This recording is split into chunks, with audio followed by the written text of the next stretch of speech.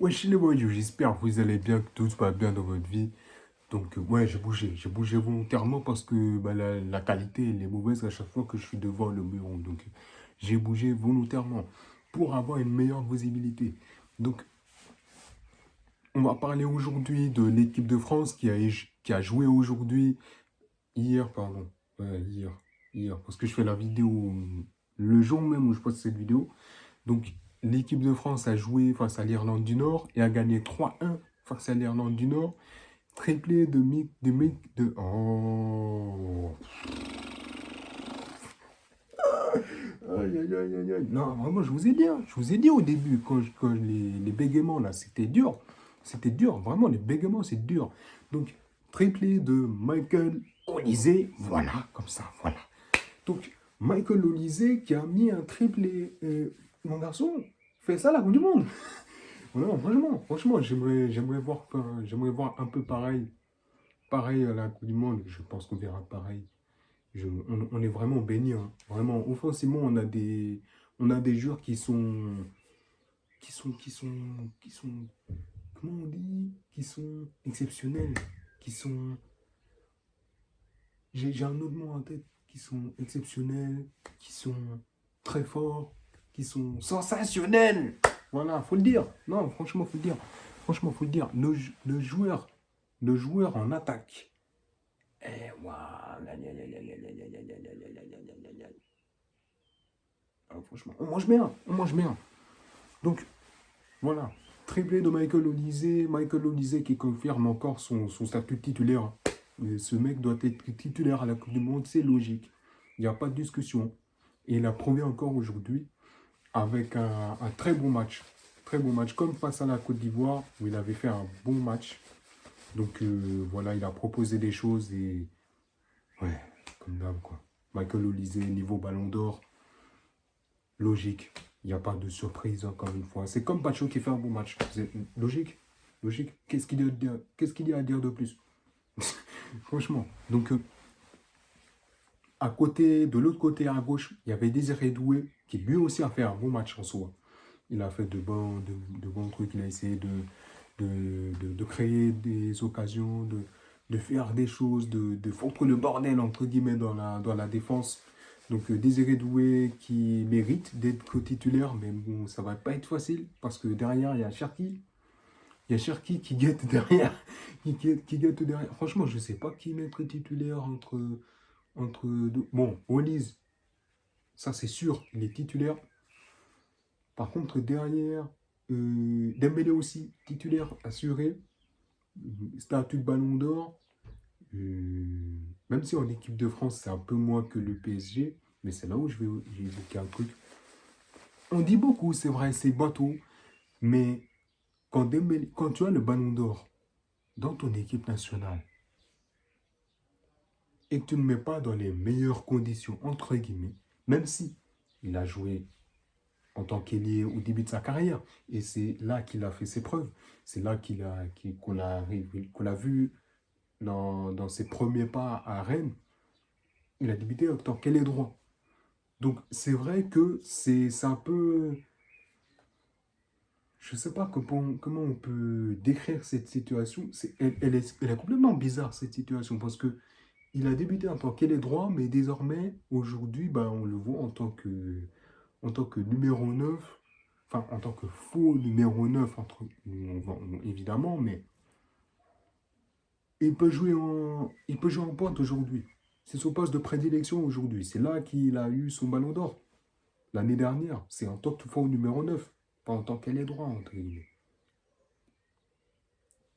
Donc,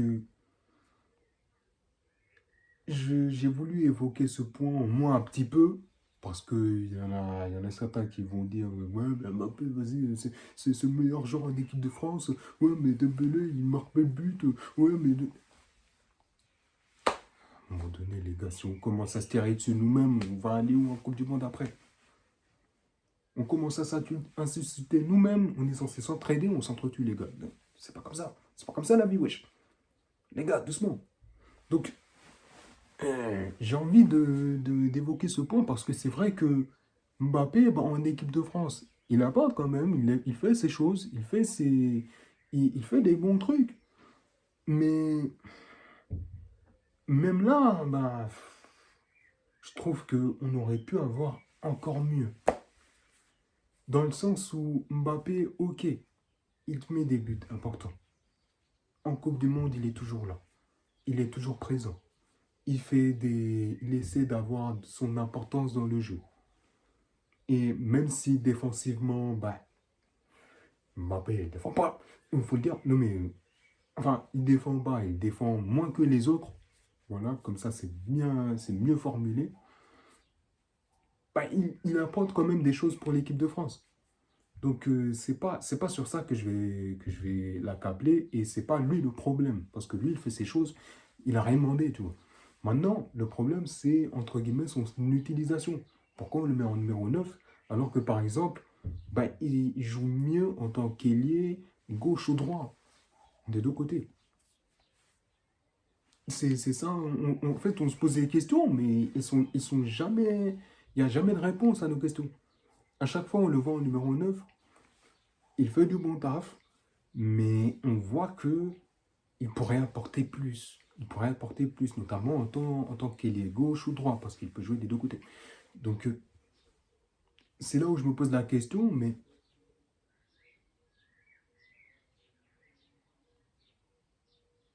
est-ce que c'est lui qui a demandé à jouer en tant que numéro 9 ou est-ce que c'est les entraîneurs qui ont vu que ouais, Mbappé commencé à être les défenseurs commençaient à prédire son jeu, donc ils ont commencé à le faire jouer en tant que numéro 9 et que depuis il ne bouge plus. Je, je me pose des questions parce que ça fait un moment que ça dure cette situation-là. Donc c'est vrai que pour Dembélé, bah, ça fait chier parce que hier, bah, il n'a pas eu vraiment une grosse influence, que ce soit dans le jeu ou en dehors. Donc, enfin, dans le jeu avec ballon et en dehors du jeu sans ballon, c'est ça que je veux parler. Donc, c'est vrai que c'est dommage, quoi. Le Dembélé du PSG, on ne le voit pas en équipe de France. Donc, c'est dommage. Alors que pourtant, le Dembélé du PSG en équipe de France, mon Dieu, pourtant, on a porté des trucs, les gars. Non, franchement, c'est dommage. Mais encore une fois, bah, malheureusement, bah, Didier Deschamps, c'est comme ça. Donc, voilà, c'était la chose que j'avais envie de dire. Et j'avais aussi envie de dire que bah, Tchouaméni, moi j'aime bien. J'aime bien Tchouaméni au milieu de terrain. Franchement, c'est un des milieux de terrain qui peut compléter avec notamment Kanté, Warrenza et Rebri. Moi je dis, hein, les trois là, c'est les titulaires. On a trouvé le troisième. Warrenza et Rebri, Tchouaméni, Kanté. Ou alors Warrenza et Rebri, Kanté, Tchouaméni. Un truc comme ça. Ça peut aller, franchement. Mais, ouais, voilà. C'est mon avis sur le milieu de terrain. Et pour ce qui est de la défense, le but qu'on s'est fait encaisser, c'est encore sur une contre-attaque. Un peu pareil que la Côte d'Ivoire. À chaque fois, les buts contre la Côte d'Ivoire, qu'on s'est pris, c'était une contre-attaque. Les deux, hein, c'était des contre-attaques. Et le but qu'on s'est pris face à l'Irlande du Nord, c'est encore une contre-attaque.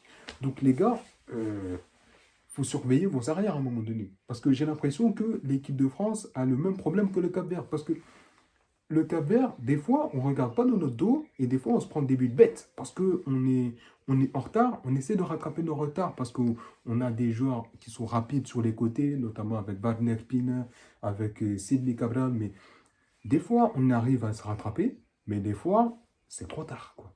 C'est juste trop tard. Et ça, c'est un problème qu'il faut régler. Donc, l'équipe de France, c'est un peu pareil. Donc voilà. Je ne veux pas dire que c'est inquiétant parce qu'il y a beaucoup de monde qui tire la sonnette d'alarme en mode oh purée, on est foutu, on est foutu, on va jouer face au Sénégal en plus. Par contre, sur ce point, ils ont raison. On va jouer face au Sénégal, ça va être chaud. Mais tirer la sonnette d'alarme, je n'irai pas jusque-là. Mais attention, attention, il faut se rappeler de ça, il faut se rappeler de ce match. Il faut revoir le match pour éviter de faire ces erreurs. Pour éviter de reproduire ces erreurs. Parce que faire ces erreurs en Coupe du Monde, ça coûte cher. Ça coûte très cher. Donc voilà. Je pense que j'ai tout dit. Et pour ce débrief, je pense que je vais m'arrêter là. Si jamais vous avez des choses à dire, dites-les. Dites-les. Si vous avez des problèmes dans votre vie, ne restez pas dans votre coin. Parlez à vos proches. Ne restez pas seul parce qu'on vous soutient. N'oubliez pas. Les choses difficiles sont comme les choses faciles, entre guillemets. Tout est éphémère dans cette vie, donc profitez de chaque instant. Et même s'il y a des moments durs, n'oubliez pas que vous n'êtes jamais seul. On vous soutient. Donc, grosse force à vous et gardez la santé. C'est toujours le plus important parce que après, j'ai pas demandé, je fais comment moi? Je fais comment moi? Donc, abonnez-vous les gars. Je le dis jamais, mais abonnez-vous. J'essaie de faire des trucs. Donc, voilà. Et puis, c'est tout quoi. La chaîne like, évidemment. Voilà. Tranquille, en mode tranquille. Donc, voilà. C'était l'équipe de France contre l'Irlande du Nord. Victoire 3-1. Donc, ouais. Satisfaisant et des trucs un peu moins. Donc, on verra à la Coupe du Monde. Voilà. Allez, c'était d'eau. Allez, bonne soirée.